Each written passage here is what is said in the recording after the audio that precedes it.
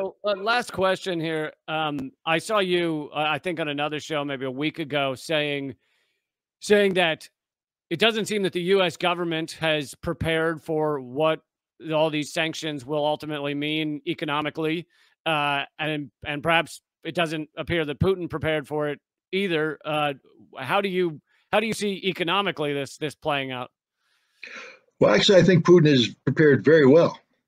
I Okay. mean, there's only so much you can do when you live in a world where the dollar dominates, where U.S. banking institutions are controlled by Washington. I mean, where global banking institutions are controlled by Washington, D.C. Yeah. There's only so much preparation you can do. Um, Understand that the Russians have yet to unleash their counterattack, which they say is coming. But we're getting certain hints about this. Um, Russia has, I think, is moving towards the gold standard for the ruble, which will radically change everything, because now it makes the ruble a denomination that can be traded on the international stage because it's linked to gold, as opposed to the U.S. dollar that's linked to $60 trillion of debt. And you're going to see the deconstruction of the dollar monopoly. And that's one of the things that Russia and China are working. The Russians don't do anything I don't know what I'm allowed to say on your show, but Anything you want. half-assed. There's nothing half-assed about the Russians. They're not always right. The decisions they make aren't always the brightest, but you need to respect the fact that they don't act on a whim. When the Russians undertake a policy, such as going into Ukraine, they have staffed out all possible ramifications, knowing full well that there were going to be economic sanctions levied on. Why? Because Biden's been telling them for more than a year. Yeah. And so they have anticipated everything. They have game played everything. They have options for everything. One of the things that Biden didn't game play is look at the price of gas in Europe right now. From what I read, Michelin tires out of France had to shut down production because they can't afford to continue to operate with the energy prices. You're going to see more and more European industry shut down because they can't afford to go. Europe's going to shut down, and Russia hasn't shut off gas. So just imagine when Putin's waiting there going, wait for it, boom, done. Now what are you going to do, Europe? You're going to die, and it's your fault. The United States right now is in a panic about oil. Hell, we're trying to talk to the Iranians to sell us oil now. And Maduro, the delegation to Venezuela to recognize Maduro. I feel sorry for Juan Guaido because he thought he was president of Venezuela. No, he's not. Apparently, Nicolas Maduro is, because that's who we're talking to. And meanwhile, the price of oil is going through the roof. Somebody just came out and said, you're going to be paying $300 a barrel if you're not careful.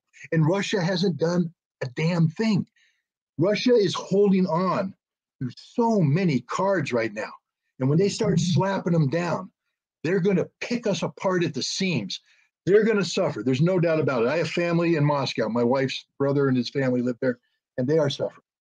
There's no doubt that they're suffering. But Russia will survive. It'll be tough. They'll tighten their belt. It won't be easy. Europe, on the other hand, isn't going to survive. And let's just look at one last thought here. Vladimir Putin has been in power for 22 years, 23 years. Okay. Find me his Western counterpart that's been in power half that long. Every single person that's opposing him right now of these democracies will be out of office before Vladimir Putin leaves office.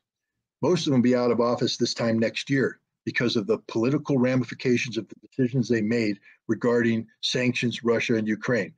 All these people that are painting, as you said, their fingernails and their eyelids and all this stuff, you can do that when you have food in your belly, heat in your stove, electricity in your house. You can do that when trucks are delivering things to your markets. That's not going to be happening soon in Europe. And Europe's going to be wondering how they're going to. I'd like to see Germany tell me how they're going to pay the $100 billion to modernize their military when their economy's in the toilet. Mr. Scholz doesn't have long for political office. He's doomed.